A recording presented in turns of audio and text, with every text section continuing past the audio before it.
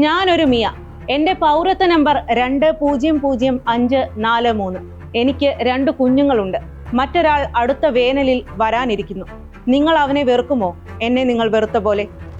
Palestine കവി Muhammad Darvesh Palestine ജനതയുടെ ഭാവഗീതം എഴുതിയതിന് ചുവടുപിടിച്ച് 2016 doctor ഹാഫിസുദ്ദീൻ Ahmed എഴുതിയ ഞാനൊരു മിയ എന്ന കവിതയിലെ വരികളാണിവ.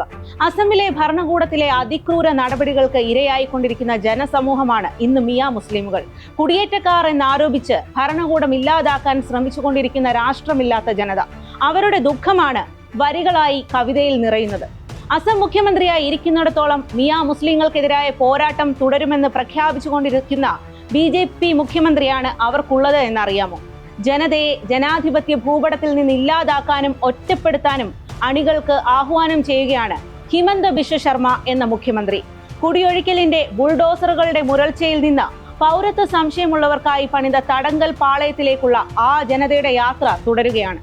ജനാധിപത്യ ഇന്ത്യയിലാണ് ഇത് നടക്കുന്നത്. സത്യം പറയട്ടെ, അവരെക്കുറിച്ചാണ് ഇന്ന് പറയുന്നത്. പറഞ്ഞുകൊണ്ടേയിരിക്കും അസമിലെ രാഷ്ട്രം നഷ്ടപ്പെടുന്ന ജനതയെക്കുറിച്ച്.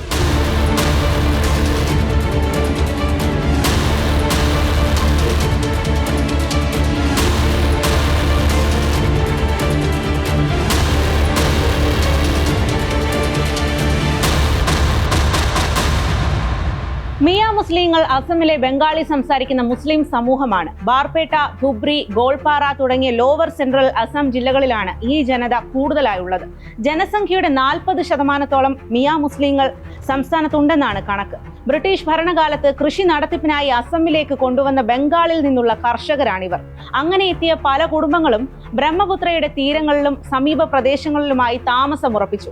കാലക്രമേണ അവർ അസമിന്റെ ജനതയായെങ്കിലും ഒരു വിഭാഗം അവരെ ബംഗ്ലാദേശികളെന്നും കുടിയേറ്റക്കാരെന്നും പറഞ്ഞ് ഒറ്റപ്പെടുത്തുന്നു.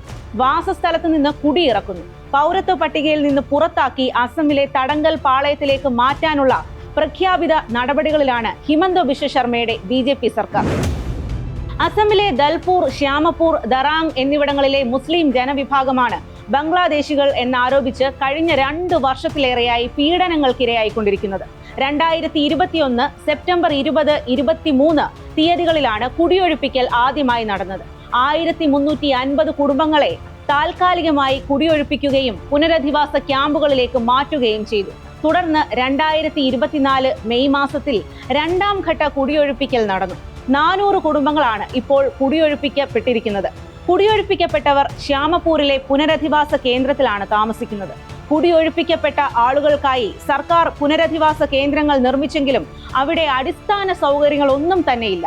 വൈദ്യുതിയോ ശൗചാലയങ്ങളോ ക്യാമ്പിലേക്ക് എത്തിപ്പെടാൻ വഴിയോ സർക്കാർ പുനരധിവാസ കേന്ദ്രങ്ങളിൽ ഇല്ല.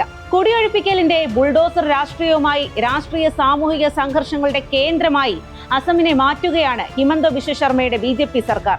മിയ മുസ്ലിമുകൾ നേരിടുന്ന അപരവൽക്കരണവും ഭരണകൂട വേട്ടയുമാണ് ഇപ്പോൾ അസമിനെ കലുഷിത ഭൂമിയാക്കുന്നത്. വോട്ടർ പട്ടികയിൽ നിന്ന് പേരുകൾ നീക്കം ചെയ്യാനും അവർക്ക് ജോലി നൽകാതിരിക്കാനും ആഹ്വാനം ചെയ്യുന്ന മുഖ്യമന്ത്രിയുടെ പ്രസ്താവനകൾ ജനാധിപത്യ സമൂഹത്തിന് ഏൽപ്പിക്കുന്ന മുറിവ് ചെറുതല്ല.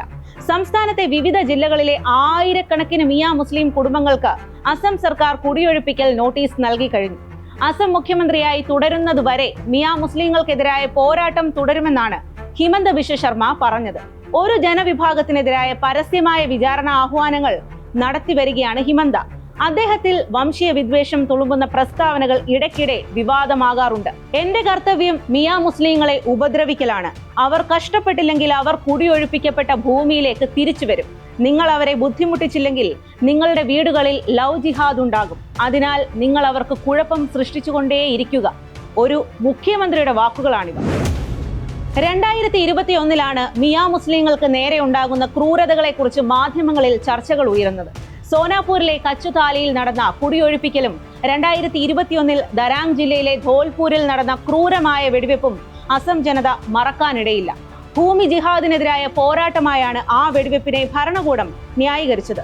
സംരക്ഷിക്കുന്നതിന് പകരം വെറുപ്പിന്റെ വിഷം പടർത്തുന്ന ഭരണകൂടത്തെയാണ് നമുക്ക് കാണാനാകുക.